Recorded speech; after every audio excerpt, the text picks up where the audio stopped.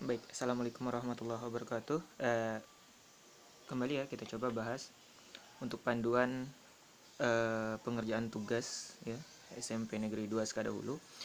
Kali ini kita akan coba mencari untuk menentukan titik potong sumbu X ya. Yang mana pada kesempatan ini kita akan menentukan titik potongnya itu menggunakan pemfaktoran ya. Nah, seperti sebelum-sebelumnya ya, di materi sebelumnya itu sudah dijelaskan bagaimana cara memfaktorkan dari sebuah persamaan kuadrat. Nah, pada kali ini kita akan mencari titik potongnya dengan cara pemfaktoran. Sama ya, mencari pemfaktoran itu sama dengan kita menentukan penyelesaian dari sebuah persamaan kuadrat. Nah, contoh ya, kita langsung saja kepada contoh. Misalnya ada persamaannya itu atau fungsi kuadratnya itu adalah misalnya fx sama dengan ya, x kuadrat ditambah 3x ditambah 2. Nah, berarti kita nanti akan memfaktorkan dulu dari fungsi ini, fungsi x kuadrat tambah 3x tambah 2 ya. Seperti biasa kita tentukan dulu a-nya itu ya, koefisien depan x kuadratnya 1, b-nya yaitu koefisien depan x 3, c-nya sama dengan 2. Nah, untuk menentukan pemfaktorannya kita cari dulu nih dua buah bilangan yang dikalikan tadi menghasilkan ditambah, betul ya, dikalikan ya, menghasilkan 2 atau faktorisasi dari C. C sama dengan 2. Kita cari faktor dari C ya. Berarti ada 1 kali 2 dan negatif 1 kali negatif 2. Nah, setelah dapat dua bilangan ini yang ketika dikalikan menghasilkan C, maka selanjutnya dari dua bilangan ini kita jumlahkan, yang mana nanti hasil penjumlahannya menghasilkan nilai B, yaitu B sama dengan 3. Nah, kita coba ya, bilangan ini kita jumlahkan.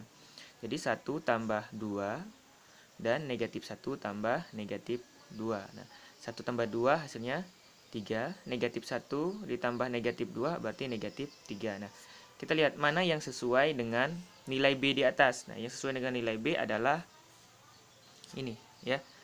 1 ditambah 2 sama dengan 3. Nah, karena itu maka bentuk pemfaktorannya adalah ya, atau faktor dari fungsi fx yaitu x kuadrat ya, fungsi dari fx yaitu x kuadrat ditambah 3x ditambah 2 yaitu x. Nah, kita lihat bilangan yang tadi yang kita jumlahkan menghasilkan 3 tadi adalah 1, maka x tambah 1 kemudian dikalikan. Nah, ini cara pemfaktorannya dibuat dua bentuk seperti ini ya.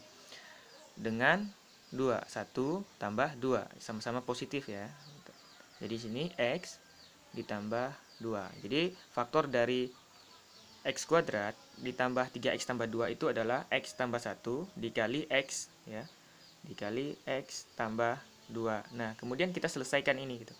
Kita cari kalau x tambah 1 x tambah 1 kali x tambah 2 itu berapa. Nah, caranya adalah kita buat x tambah 1 sama dengan 0 ya, atau x tambah 2 sama dengan 0. Nah, kemudian kita tentukan nih x-nya berapa. Nah, maka x tambah 1 sama dengan 0 berapa? Bilangan tambah 1 sama dengan 0, maka x sama dengan 0. Nah, satunya kita alihkan ke kanan ya, positif, maka awalnya ditambah, maka pindah kanan jadi dikurang.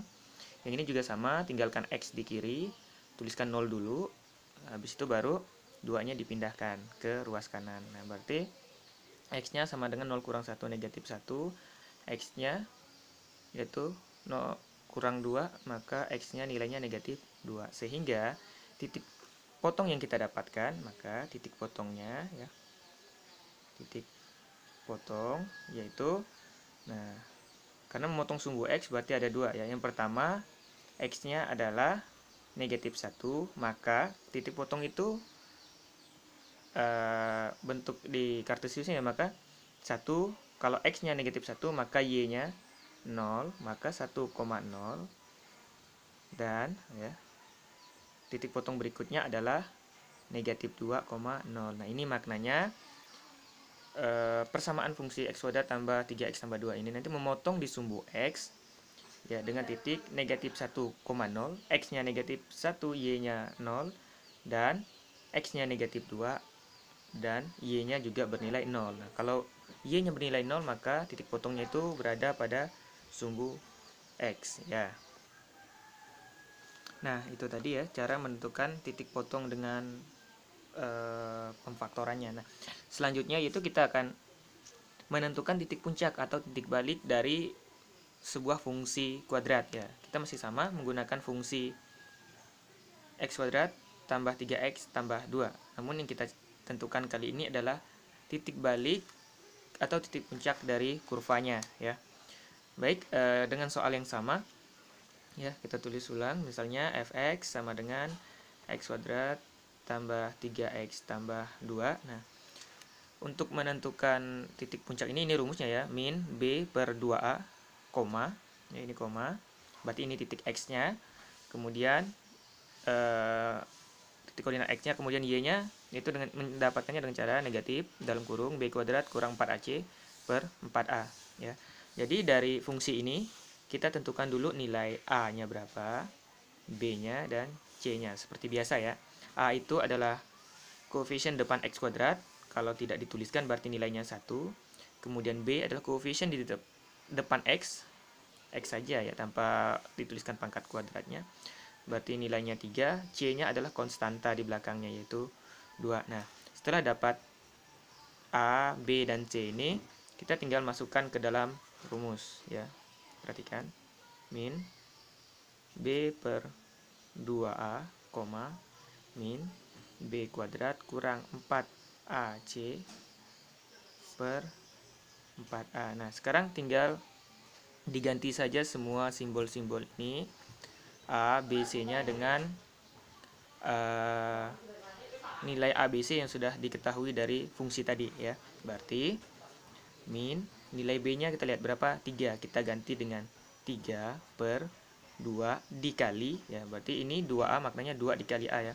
Nilai A nya yang kita dapat dari sini dapat 1, nah kemudian yang berikutnya min dalam kurung negatif ya, dalam kurung B kuadrat, B ya, B nya nilainya 3, berarti 3 kemudian dikuadratkan dikurang 4 dikali A nya nilainya 1, kemudian dikali C ya, C nilainya 2 ya, itu kurung per 4.